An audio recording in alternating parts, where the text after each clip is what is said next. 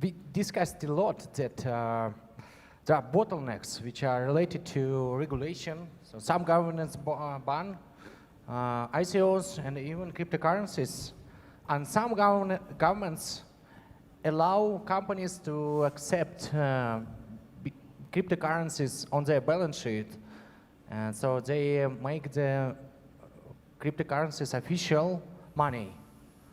And what do you think? What we can do to kind of resolve, and what are the bottlenecks? What are the regulators' concern, and how we can resolve this?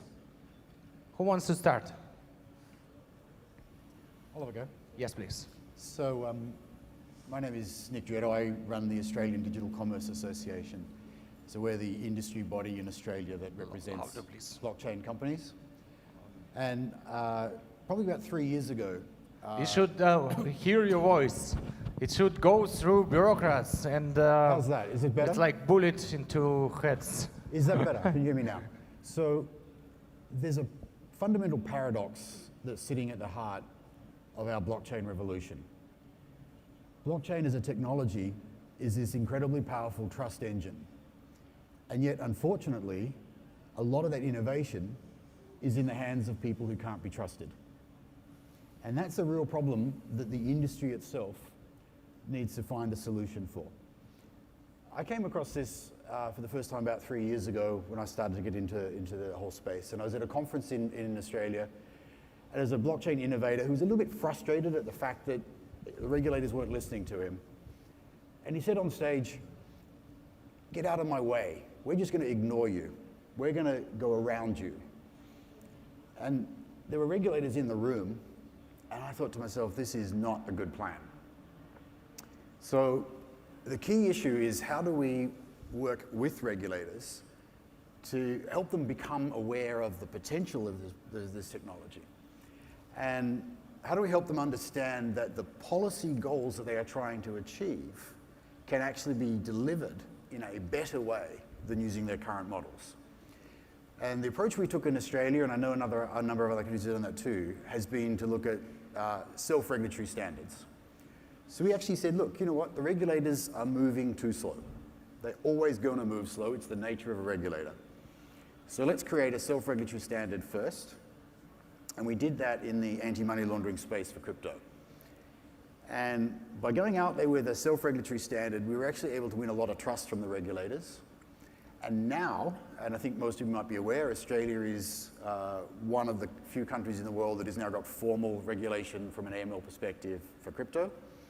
We are the trusted advisor standing side by side with the regulator in helping them develop the new rules.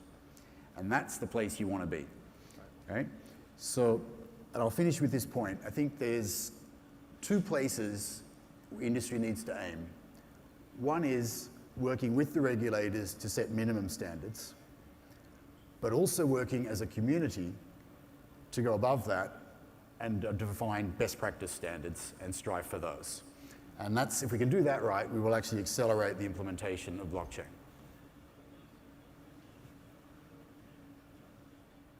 Yeah, I want to take a moment saying that. Yeah, so I feel that we are kind of more government people now. They're more disciplined. Nobody wants to talk if nobody asks, right? Okay, so this is a big bottleneck.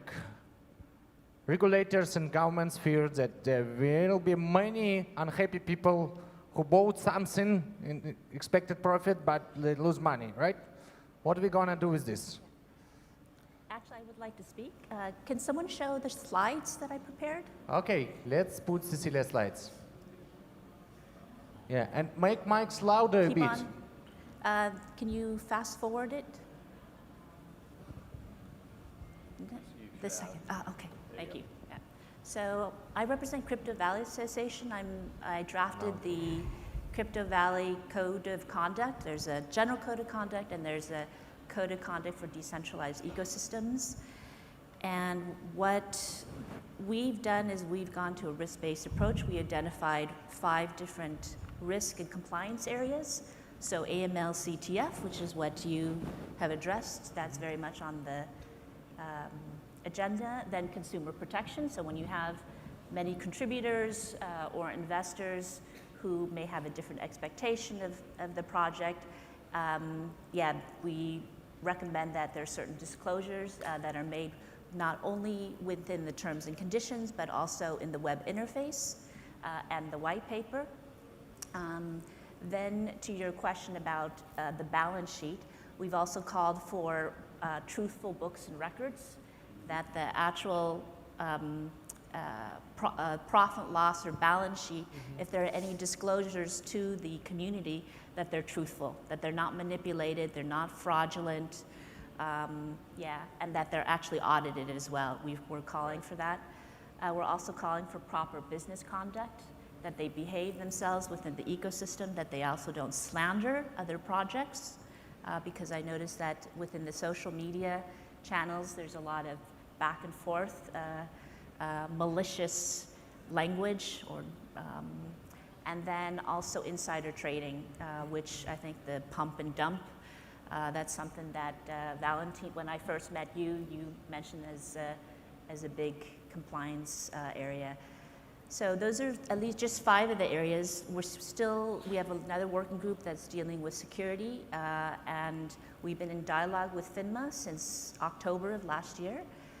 So both codes of conduct have actually been vetted, been sent to the FinTech team in FINMA. They actually unofficially welcome it. And they actually sent me an email saying that they really like it. So for Crypto Valley, we also follow the Australian model, and also with Blockchain Compliance Alliance, we work hand in hand with the regulator. Thank you. Thank you. So who wants to it? Yeah, my name is Joshua Hawley. I'm based in Mauritius. I founded the Blockchain Advisory Foundation in Mauritius.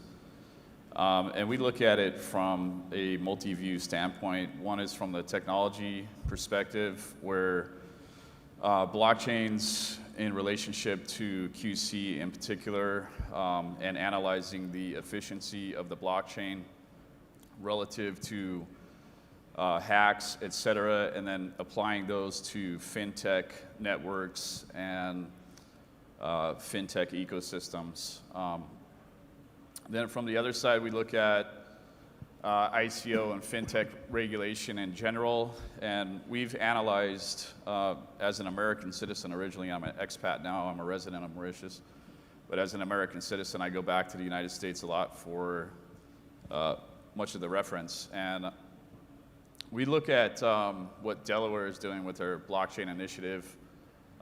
In 2010, there was a case with Dole that Dole was going private, and actually the Chancellor of Delaware in the 2013 ruling to that case recommended that large corporations look at taking their shares onto the blockchain. So from the standpoint of self-regulation versus government regulation, I think it's complementary in the sense that we can actually start using these ledger systems, these distributed ledger systems, to incorporate and self-regulate and allow governments to identify the ledger that's taking place on the blockchain. So for example, as Cecilia mentioned, these audits, this can be done on blockchain, and this can be publicly available. These are the types of solution that blockchain promises. So I think collectively there's certain models that are existent within, like for example, Wyoming. They have the Bitcoin initiative actually in legislature right now, which looks at cryptocurrencies as a third asset class. So they're defining it by its use case specific as a cryptocurrency. So it's not a physical currency as in a fiat currency, it's a new asset class. So I think we can start to move along in that direction when it comes to cryptocurrencies, and then identifying also other models for existing legacy systems. So part of my thesis is the integration of legacy systems with blockchain technology. And you know, a lot of this already exists in the legacy environment. So it's a matter of simply compiling and bringing it together to where we have sort of this consensual framework that we can then present to governments and institutions, enterprise, et cetera. Yeah, who's next? Hello? Okay. I think the interesting thing is that half a year ago, when we holding such panel, and the question we discussed is whether we should be regulation. And now we are talking about how we should do regulation. That is, I think it's a big step forward. And I think if we talk about regulation, we need to understand why there should be a regulation. I think there are basic two reasons. The first one is the blockchain and ICO thing is a new thing, and it bring new ecosystem and will share a lot of market from the traditional finance institution. So the government will not allow such a new thing bomb without regulation go out of control. I think that is one very important reason to regulation. Another reason is that for us, we are doing project. Although the project may be in the form of a community, but the company, the people, they are citizens. They cannot get away from the traditional identity and any other system. So we must accept the regulation so that we can communicate with the traditional ecosystem. So that's two reasons. And so we need to do regulation, but how we should do, I think there should talk about the effectiveness and how we understand this new business. And I think for new blockchain thing and the traditional finance, they have similarities. For the basic things, most about crime. So is there any money laundering?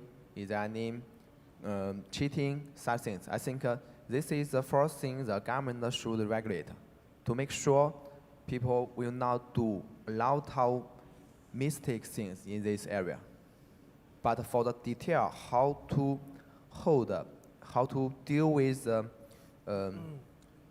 little step thing, I think that should be done by the association of the projects so that they can self-regulate, because they know everything about the process, which the government, the researchers, they don't understand. Maybe understand, but maybe a little. So I strongly agree with your opinion. There should be two levels. The first level is a basic level, which defines the minimum standards. Make sure people will not go criminal. Yeah, and then the other standard, that is we get a unit to make sure we can do this business for a long time. We can survive. So I think with these two standards combined together, we will define a good way to regulation. Thank you. Hi. Lee, please. Yep. Yes, sure. My name is Samson Lee. I'm the founder and CEO of ConStreet. We are ecosystem enabler, so we do ICO advisory from all the fundraising from private sale to public sale. We also running a crypto fund and a crypto investment club. We also launching our white label crypto exchange platform, working with different partners in different countries to enable the whole ecosystem. I'm also chairman of the Greater Bay Area TechFin Association in China, co-founder of Hong Kong Blockchain Center, and co-founder of the Ethereum community in South China. So a very great pleasure to be here. To me, regulation is a good thing. It's all about fair game. Fair game with a clear rule of games for different stakeholders, right? For the entrepreneur, for the smaller investor and for the government. Right? But because this industry is moving so fast, right, as you know, there's no way existing regulation can be satisfied with what we're doing today, right? I'm in the middle of the roadshow when China announced the ban of ICO last September in China. It's quite an experience, right? Because it's moving so fast in China at the time, and it takes time to come up with regulation, as the other speaker mentioned. So the only way they have to do it is to stop. Of course, there's other options in other countries as well. But with a clear rules of the games is actually good because it set clarity. What can be done, what cannot be done, right? It's actually help to scalable, the scalability, right? Because now being an entrepreneur, I'm from Hong Kong. Hong Kong is in the middle, right? Is part of China, but it's also freedom with a different legal system.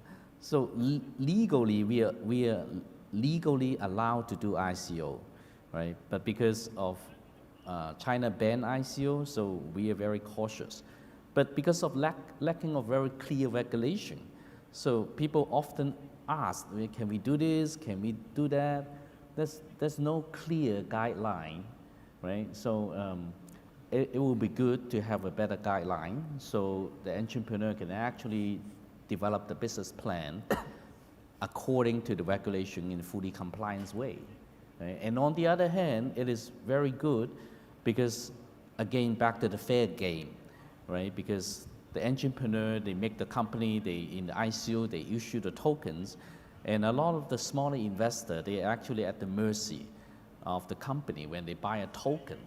It's so difficult now, first of all, the due diligence, just look at the white paper, right? Whether those people are real, right? Even the team is real when they invest, whether the company is really going to do what they promised to do after they raise fund.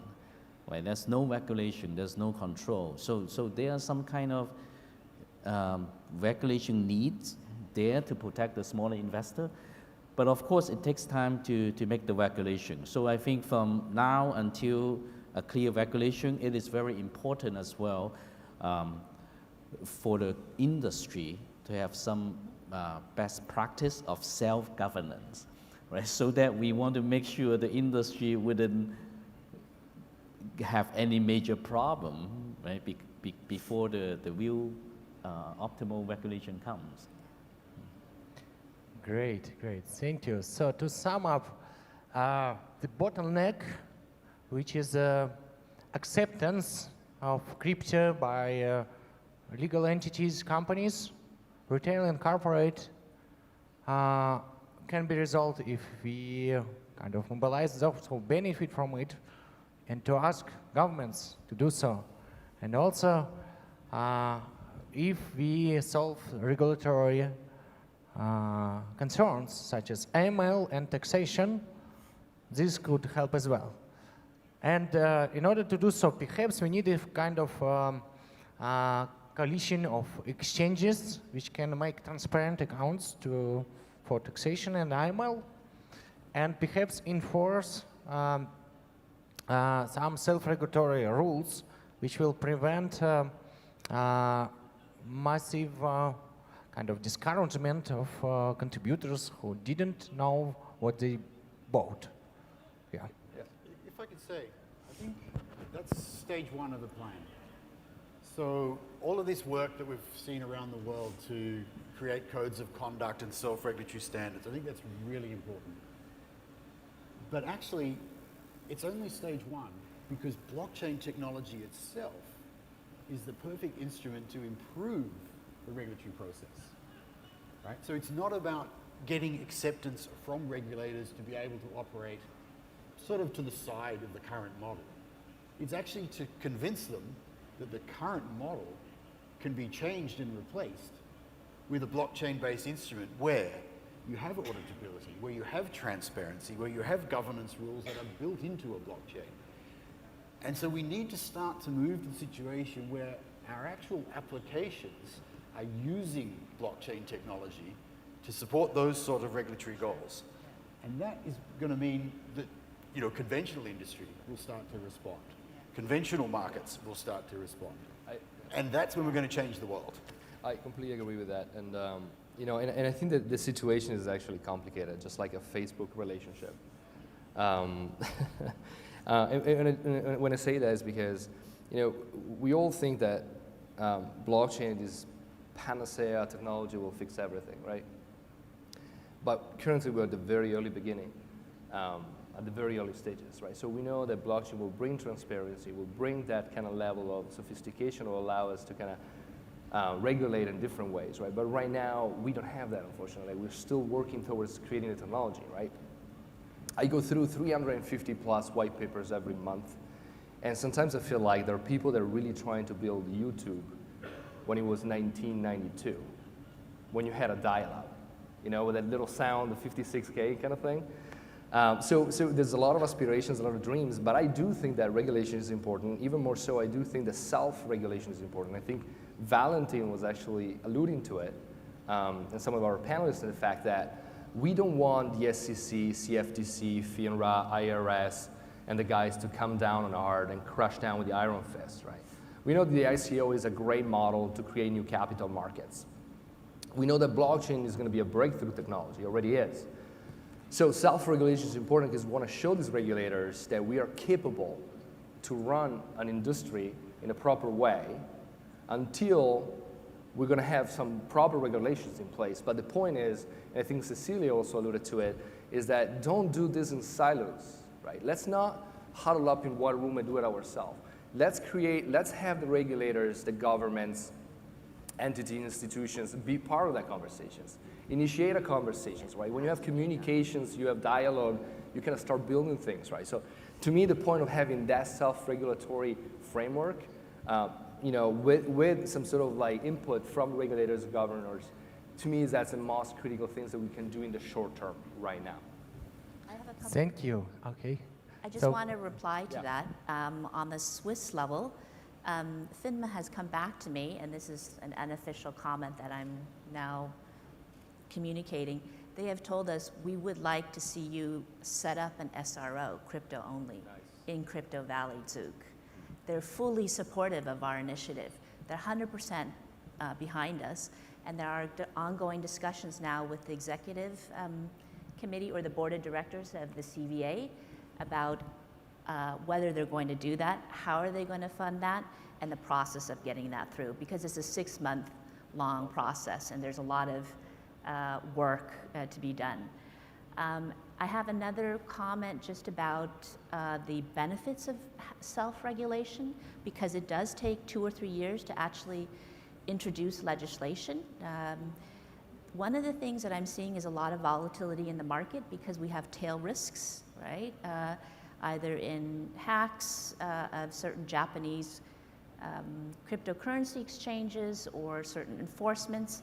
And I think if you have a properly functioning self-regulation in a particular market or jurisdiction, you actually decrease the number of tail risks or compliance cases. And that also helps with the market volatility. I saw that also from a compliance perspective, because I used to manage like billions of dollars of assets from a trading perspective in some of the largest financial institutions. And whenever you saw that a particular listed company had compliance problems, their share prices would drop, right? And I'm seeing the same patterns again in the crypto world, right? So I think self-regulation can actually help sort of smooth it out. There are pain points at the very beginning, like from a short-term perspective, but I think from a long-term perspective and from a sustainable perspective, to give legitimacy to this new asset class, like crypto assets, we need to have it.